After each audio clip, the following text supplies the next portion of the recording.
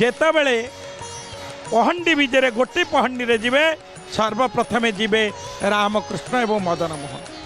ଛତ୍ର ତ୍ରାସ ଆଲଟ ବ୍ୟଞ୍ଜନ ପଡ଼ୁଛି। ଆପଣମାନେ ଦେଖନ୍ତୁ ଯେତେବେଳେ ପୂର୍ଣ୍ଣ କଳସୀଟିଏ ଆସିବ, ପୂର୍ଣ୍ଣ କଳସୀକୁ ଆପଣ ଜାଣିବେ ପୂର୍ଣ୍ଣ କୁମ୍ଭ। ପୂର୍ଣ୍ଣ କୁମ୍ଭ କ'ଣ କହନ୍ତି ନା ପୂର୍ଣ୍ଣ କୁମ୍ଭକୁ ଆମେ ଦର୍ଶନ କରିବା ମାତ୍ରେ ସମର୍ଥ ମୋକ୍ଷ ପାଇଯିବା। ପୂର୍ଣ୍ଣମଦଃ ପୂର୍ଣ୍ଣମିଦଂ ପୂର୍ଣ୍ଣାତ୍ ପୂର୍ଣ୍ଣମୁଦଚ୍ୟତେ ପୂର୍ଣ୍ଣସ୍ୟ ପୂର୍ଣ୍ଣମାଦାୟ ପୂର୍ଣ୍ଣମେବାବଶିଷ୍ୟତେ।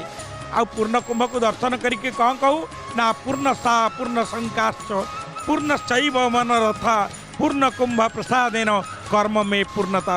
ଆହା ଦେଖନ୍ତୁ ତ ଏ ପ୍ରଭୁ ଆସୁଛନ୍ତି, ବିରାଜମାନ କରୁଛନ୍ତି ରାମକୃଷ୍ଣ, ଯାହାଙ୍କର ରୂପକୁ ଦେଖିଲେ, ଯାହାଙ୍କର ରୂପ ଅବର୍ଣ୍ଣନୀୟ, ଯେ ହେଉଛନ୍ତି ଅଚିନ୍ତନୀୟ ଦିବ୍ୟ ପୁରୁଷ ରାମ ଆଉ କୃଷ୍ଣ।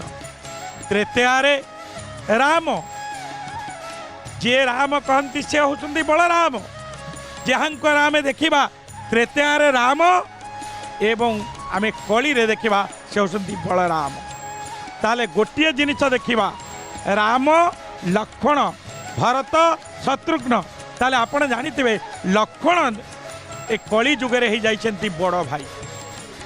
ଶେଷନାଗ ଅନନ୍ତ କାମପାଳ ରେବତୀ ରମଣ ଯିଏ ହେଉଛନ୍ତି ଆପଣ ବଡ଼ ଭାଇ।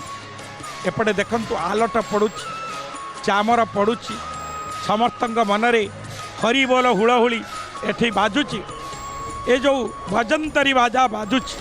ଏପଟେ ଦେଖନ୍ତୁ ଦୁଇ ମୂର୍ତ୍ତି ଆପଣ ଯୁଗଳ ମୂର୍ତ୍ତି ହେଉଛନ୍ତି ରାମକୃଷ୍ଣ। ଆପଣ ଦେଖୁଛନ୍ତି ପଛରେ ବଜରଙ୍ଗବାଲି, ଆଉ ଆପଣ ଦେଖୁଛନ୍ତି ଯେଉଁଠି ଟାହିଆ ଲାଗିଛି ଛୋଟ ମକୁଟ ଲାଗିଛନ୍ତି ସେ ହେଉଛନ୍ତି ମଦନ ମୋହନ। ଏ ମଦନ ମୋହନ ବିରାଜମାନ କରିବେ ପ୍ରଭୁ ଜଗନ୍ନାଥଙ୍କ ନନ୍ଦୀ ଘୋଷ ରଥରେ। ଆଉ ଯେଉଁ ରାମକୃଷ୍ଣ ଦୁଇ ମୂର୍ତ୍ତି ଦେଖିଲେ ସେ ରହିବେ ତାଳଧ୍ୱଜ ରଥରେ। ଆହା ଅପୂର୍ବ ସୌନ୍ଦର୍ଯ୍ୟ, ଅପରୂପ ସୌନ୍ଦର୍ଯ୍ୟ। ତାହେଲେ କ'ଣ ନା କାଳିଆର ଏଇ ଯେଉଁ ଦିବ୍ୟ, ଏପଟେ ଦେଖନ୍ତୁ ଛତ୍ର ଚାମର ଆଲଟ ବ୍ୟଞ୍ଜନ ସବୁ ପଡ଼ିଛି। ସମସ୍ତଙ୍କ ମନରେ ଉତ୍ସାହ ରହିଛି, ଭରସା ରହିଛି। ଆପଣମାନେ ସନ୍ଦର୍ଶନ କରୁଛନ୍ତି ଦିବ୍ୟତ୍ୱ, ଅର୍ଥାତ୍ ଯେ ମଦନ ଏବଂ ମୋହନ, ଯେ ମୋହି ନିଅନ୍ତି, ଯେ ମନକୁ ଆକର୍ଷଣ କରି ନିଅନ୍ତି। କୃଷ୍ଣ କାହାକୁ କହନ୍ତି ନା ଆକର୍ଷୟତି ଇତି କୃଷ୍ଣ। ଯାହାଙ୍କ ପାଖରେ ଆକର୍ଷଣ ଥାଏ, ଲୁହା ଆଉ ଚୁମ୍ବକ ଭିତରେ ଆମେ ଯଦି ଦେଖିବା, ଏପଟେ ଦେଖନ୍ତୁ ନା ଏ ରାମକୃଷ୍ଣ ଯାଉଛନ୍ତି। ରାମ ଯାହାଙ୍କୁ ଆମେ କହିବା ମର୍ଯ୍ୟାଦା ପୁରୁଷୋତ୍ତମ ରଘୁକୁଲ ତିଲକ ଲଲାମ ଭୂତ କୌଶଳେନ୍ଦ୍ର ସରକାର ଦୁଷ୍ଟ ଦମନକାରୀ ସନ୍ଥ ପାଳନକାରୀ, ଯାଉଛନ୍ତି ଯାହାଙ୍କ ପାଖରେ ଥିଲା ଅତୁଳନୀୟ ଭାତୃପ୍ରେମ। ଆପଣ ରାମାୟଣକୁ ଯଦି ଅନୁଧ୍ୟାନ କରିବେ, ଅତୁଳନୀୟ ଭାତୃପ୍ରେମ, ମୋହନିଆ ପ୍ରତିଭକ୍ତି, ଅନାବିଳ ପୁତ୍ର ସ୍ନେହର ଜ୍ୱଳନ୍ତ ଦିଗ୍ଦର୍ଶନ ହେଉଛି ରାମାୟଣ।